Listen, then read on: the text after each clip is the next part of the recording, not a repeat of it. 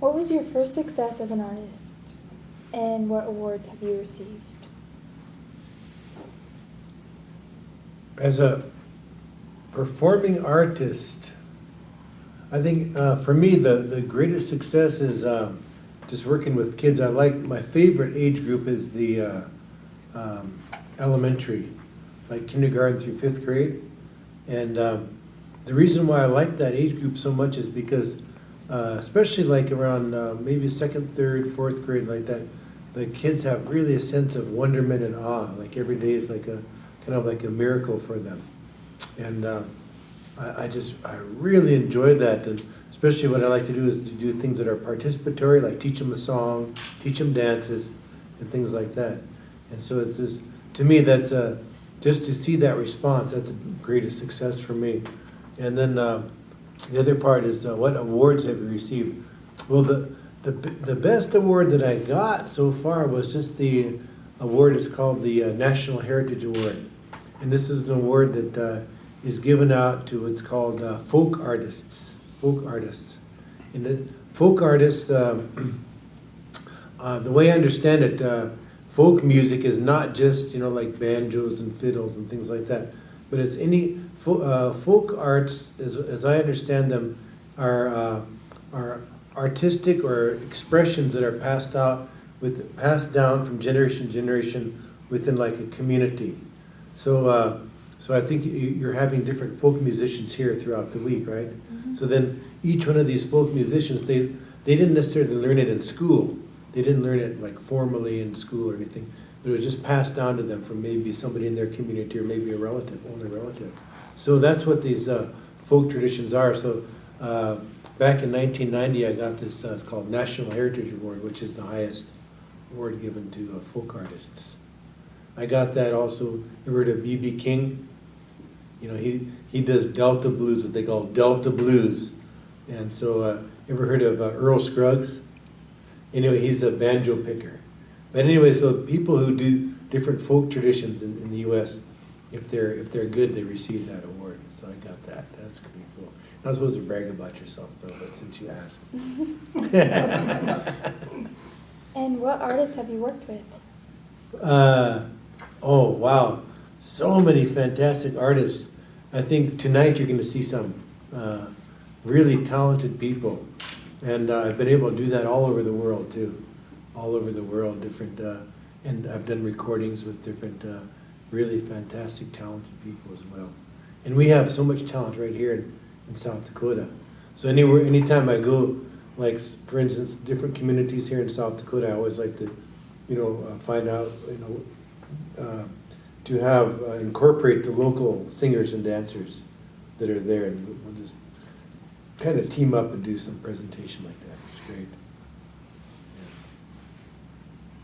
Yeah. Okay. Thank you. You're welcome. All right. Why do you consider yourself an educator instead of an artist? Well, I think as an artist, then you would connect that with entertainment, right? So I don't do anything that's really entertaining. I mostly just pick on captive audiences, like prisons and old age homes and schools, any place where I have an audience that's there against their own free will. You see, that's where they can't really escape, right?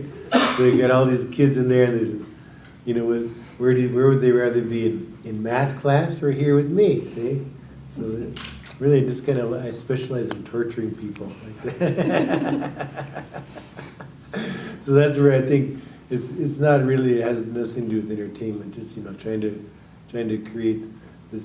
It goes back to that first question I had where I learned this from, and that was the model or the example that I got from that Richard Fulable, the elder that played the flute, and that's what he would do. He would go to schools and he would use the songs and things as a way just to.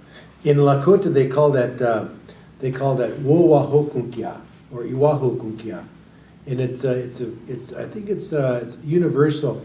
You ever heard of these Aesop's fables? Have you heard of this? Anyway, in every culture throughout the world, they have stories and different traditions that they use to teach, to teach different morals or lessons and things like that. And so this is very important in every culture, and here in South Dakota as well, it is as well.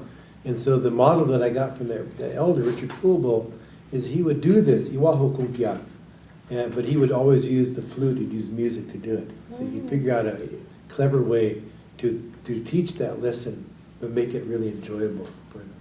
So that's what I try and do. Yeah, same thing. All right, what are some of your favorite memories from touring? In my touring career, I've been now to over 90 countries. Over 90 countries.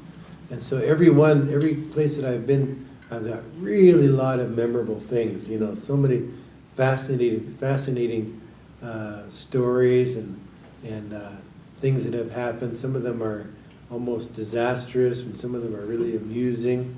And like I was saying, the last place I went to overseas now, that was in Thailand. So that was very interesting, you know, to meet all these tribal musicians and artists and musicians. It was really good. And I went to a lot of schools over there as well. So that was very interesting. All right. Okay. All right. What have you given back to Indian culture? And how do you feel when working with children?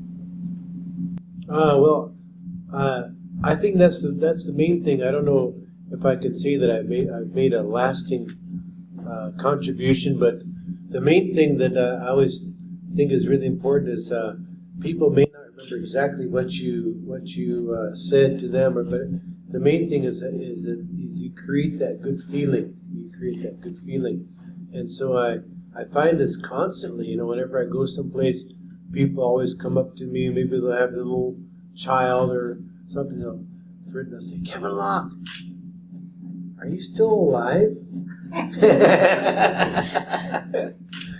You came to my school when I was in kindergarten. You know, they'll say that. Sometimes I shouldn't be saying this. Maybe, you know, if I'm late for a gig, I might go speeding or somewhere. You know, over the speed limit. Cops will pull me over. You know, come up. Oh, Kevin Locke, you came to my school when I was in second grade. I says, "Can I get your autograph?" Something like that, but it's not. I'm just trying to say that the main thing is that you create this good feeling. You know, you create that good feeling, and that's what sticks with people. And the thing about, for instance, like hoop dancing, what you're doing is you see that dance. It doesn't belong to me. It's not mine. It's just something that came down the generations. So what you're doing is you're creating this vision of springtime. But again, it's, you know, remember I said, I don't know if you probably were here, but each of the designs in the hoop dance using 28 hoops represents a stage in the springtime that's unfolding. You see, but it's not about the springtime happening here, but it's about the springtime that happens like in our thoughts and in our heart. And so and that springtime never fades away. It just gets better and better. You see, so we want to contribute to that. So what you do when you do the hoop dance, even though you don't tell the people what you're doing, is you invite everybody into that vision, into that way of thinking. And so then they could be depressed, but when you invite them in doing that dance, it kind of raises them up. And they feel like they're part of this hoop of life. They feel like they're included. Just like in that design of the hoop, there's no back row, there's no corner, there's no place to hide, there's no second row, there's no third row. It's all front row seats. And so what you do when you do that hoop dance, even without telling people, you invite them in there, then they can see their place. So in other words, you make designs of flowers. So it's not like you're celebrating the flowers out there, but you're celebrating the fact that all of us can blossom.